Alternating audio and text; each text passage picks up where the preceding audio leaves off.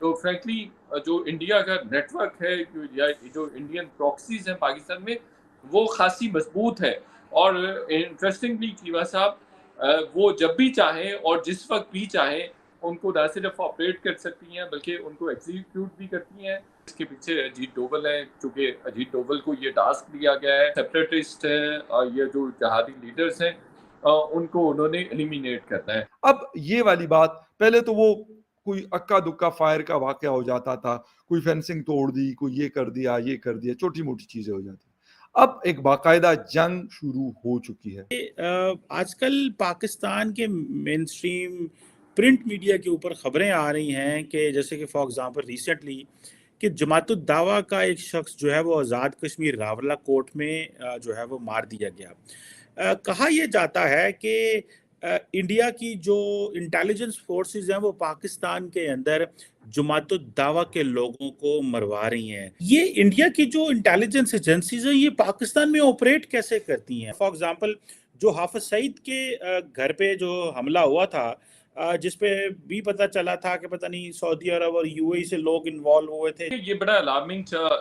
Trend ہے پاکستان کے حوالے سے۔ اگر بات کی جائے پاکستان کی سیکیورٹی ایجنسیز کو اس کا نوٹ بھی لینا چاہیے کہ ہنا ربانی گھر نے بھی جب جون 2021 میں حافظ سعید پر حملہ ہوا تھا تو را نے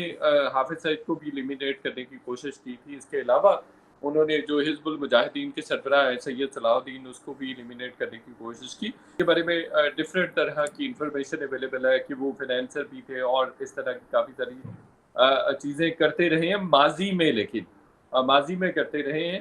دو حالیہ انسیڈنٹس میں بھی ان کا نام آیا، لیکن اس کا ایک کوئی طریقہ ہونا چاہیے۔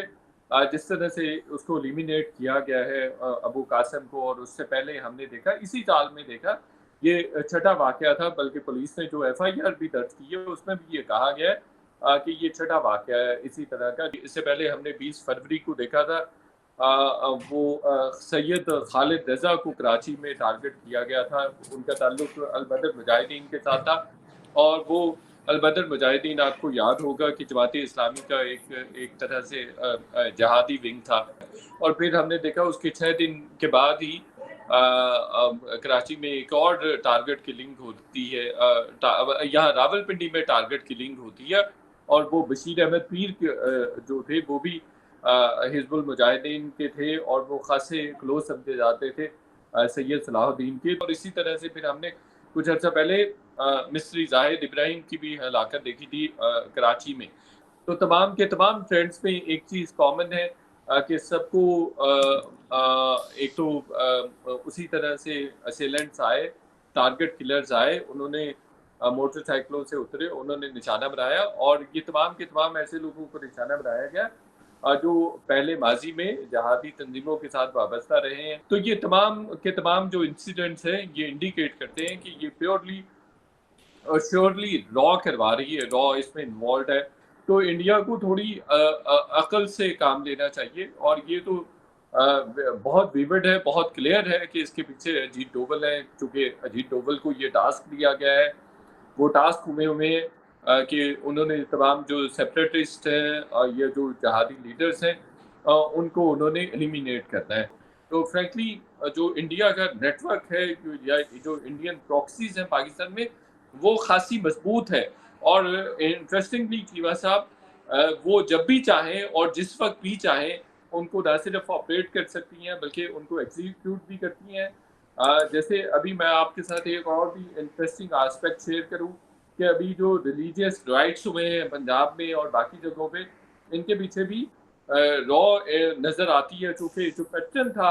ان ریلیجیس رائٹس کا وہ پیٹرن ان یوزل تھا کہ انڈیا بہت زیادہ پاورفل ہے۔ بلکہ آج بھی میں ایک آرٹیکل پڑھ رہا تھا کہ انڈیا نے بغیر جنگ لڑے پاکستان کو بڑے سارے محاذوں پر ناکارہ کر دیا ہے،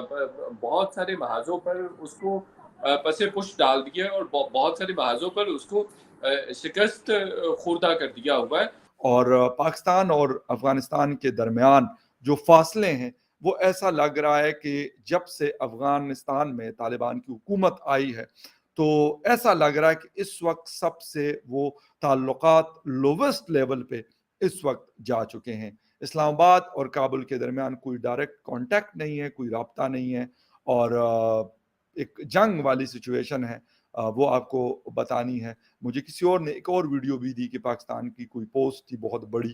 اور اس کے اوپر بھی افغانستان کا قبضہ تھا, وہاں پہ فلیگ لگا ہوا تھا اور وہاں پہ لوگ اس کو پتھر مار رہے تھے جو لوگ تھے وہاں پر, یقیناً وہ طالبان کے لوگ تھے. تو اب یہ ہوا ہے کہ ٹی ٹی پی اور افغان طالبان جو کیا کہتے ہیں ایٹی افغان طالبان جو ہے تحریک طالبان افغانستان, تو اب ان لوگوں نے ٹی ٹی اے اور ٹی ٹی پی دونوں نے مل کر ایک جسے کہتے ہیں کہ نیکسس بنایا ہے. ویسے تو پہلے بھی وہ ایک تھے, لیکن یہ بات اسلام آباد کابل کو بتا رہا تھا کہ نہیں جی ایسا ہو رہا ہے تو ویسا ہو رہا ہے. اب یہ چیز بالکل اوپن ہو چکی ہے اور پاکستان اور افغانستان کے درمیان ایک پراپر میں کہوں گا کہ جنگ چڑی ہے اور وہ چل رہی ہے. اس وقت تو یہ چترال میں ہے,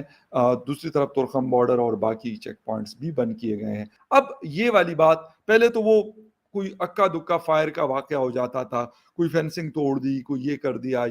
چھوٹی موٹی چیزیں ہو جاتی. اب ایک باقاعدہ جنگ شروع ہو چکی ہے. جب شروع میں اسپن بولدک کا واقعہ ہوا فائرنگ کا, تو تورخم کو بند کیا گیا, پھر چمن بارڈر جو اسپن بولدک کہلاتا ہے وہ بھی بند کیا گیا, پھر اس کے بعد کھول دیا گیا, پھر یہ آن آف یہ سچویشن ہم دیکھتے رہے. لیکن اس وقت جو صورتحال ہے وہ بالکل الگ سے ہے. وہ الگ سے کیسے ہے کہ اس وقت افغانستان نے باقاعدہ جسے کہتے ہیں کہ اپنے لوگوں سے کہا کہ آپ لوگ جا کے جنگ لڑو. دوسری طرف فارن آفس اسلام آباد جو پاکستان کو ریپرزینٹ کرتا ہے اور کابل کا فارن افیئرز کی جو منسٹری ہے امیر خان متقی صاحب کی, ان دونوں کے اندر ایک لفظی جنگ بھی چڑھی ہوئی ہے. ایک طرف بارڈر پہ جنگ ہے, ایک طرف لفظی جنگ ہے. گولہباری جو ہے ایک دوسرے کے اوپر ہو رہی ہے. پاکستان کہہ رہا ہے کہ افغانستان ہمارے ساتھ زیادتی کرتا ہے, کہ ٹی ٹی پی کو جگہ دیتا ہے, لاجسٹکس دیتا ہے اور ان کے خلاف کارروائی نہیں کرتا. دوسری طرف افغانستان یہ کہتا ہے کہ جی آپ نے تورخم بند کیا ہوا ہے, جس کی کوئی وجہ نہیں ہے, کوئی ریزن نہیں ہے کہ آپ نے اس کو بند کر کے رکھا ہوا. افغانستان کے اندر سے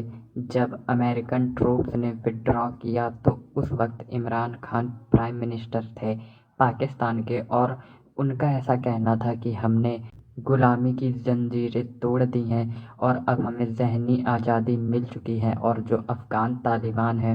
وہ ہمیں کشمیر لے کر دیں گے, ایسا کچھ پی ٹی آئی کے ورکرز کا کہنا تھا. لیکن اب سچویشن پوری طرح الٹی ہو چکی ہے اور پاکستان کو ان کی سچائی پتہ چل چکی ہے. افغان طالبان اب الٹا پاکستانی آرمی کو ہی ٹھوک رہے ہیں. ہر روز